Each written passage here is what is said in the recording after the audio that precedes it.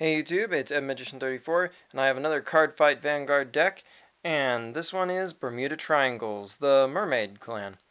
Our starting Vanguard is gonna be Bermuda Triangle Cadet Waddell. I don't have Riviera right now, I'll be honest with you, so that's why I'm not running her and her family. So Waddell is easily the next best choice. This deck is centered on Bermuda Princess Lena, who's the one who kind of like bounces all the mermaids so that you can replay them for their effects.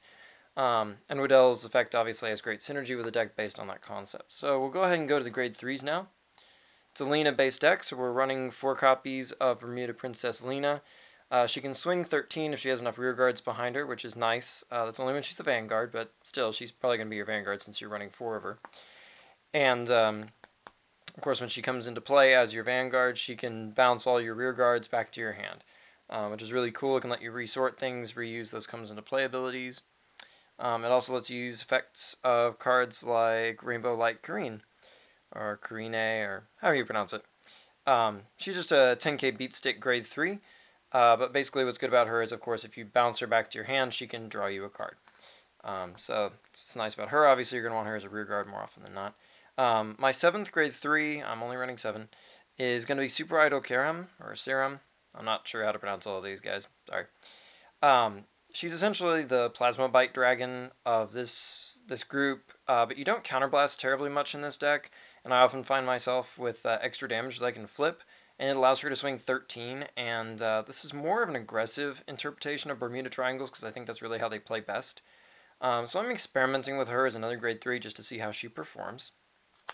I really find that cards like that are good because you don't have to make the counterblast the decision until she actually attacks. So she's really actually pretty solid, and she keeps your opponent guessing. They always have to assume you're swinging 13, even if you're not, basically. Your grade 2s, obviously you're going to be running 4 copies of Top Idol Aqua. She's just your generic 10k grade 2. Next up, we're running 3 copies of Perla. She's the 9k that when she hits a Vanguard, she gets to bounce somebody. So she's your ideal grade 2 ride on your Vanguard.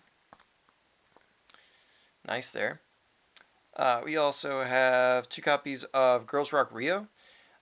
She's just 8k, but obviously she's the one that when you bounce her, you can counterblast and soul charge and draw a card, and that's nice. And 8k, I guess, could be worse. I mean, if you have like a 7k backing her up, that's still 15. We have Mermaid Idol Flute. She's my other grade 2 that I'm running. I like her because when you have a lot of rear guards, which is often in this deck, she essentially swings 11k. I may play around with some other ones, like maybe adding in a 4th Perla, but for now, I'm liking the 2 flutes. So she's your final grade 2. We have 3 copies of Mermaid Idol Ellie, which is of course your perfect guard. And we got 4 copies of Mermaid Idol Sedna. She's your vanilla 8k booster.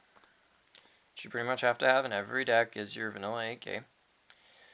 And I am going to try, at first I didn't really care for this card, but this is Prism on Water Mertoa. I am going to run 4 of her, because anytime she comes into play, you and your opponent draw a card. Yeah, I hate giving my opponent an extra card, but a lot of times they can draw their triggers just as much as not, so it's really kind of a luck factor thing.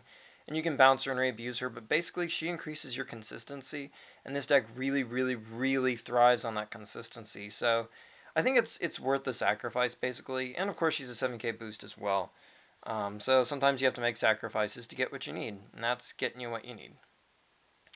We're also running 3 copies of Blazer Idols because when it comes into play, it gives a 2k boost somewhere, so it can help basically push one column over to force out another 5k shield from your opponent, so that's the purpose for that one. Going on to the triggers, we're of course running 3 copies of Drive Quartet Flows just because she's your heal trigger.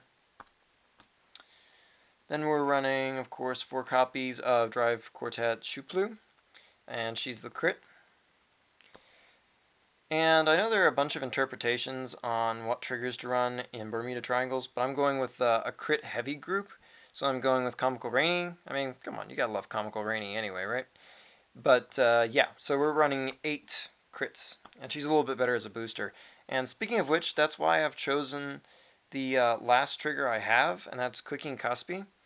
And the reason I'm running her is because over the Drive Quartet Bublin, is because she's 5k, and a lot of times that 5k versus 4k boost is the difference between getting out another 5k worth of shielding from your opponent and not. And the thing about Bubbling is, yeah, she could be 7k, but only if Resic is around, and since we're not even running Resic, then it's not even a factor. So basically, I'm running her because she's a 5k, and Shooplu would have benefited from having the Drive Quartet draw trigger, but not enough, and really you want that 10k shield in your hand anyway. It's the 5k shield you might actually want to put behind somebody in a column if worse comes to worse, so that is why we're running her. It's a very conscious decision, let's say. So anyway, this is my Lena Bermuda Triangle deck, and let me know what you guys think. Like, comment, subscribe, and until next time, check out my channel for more cool gaming content.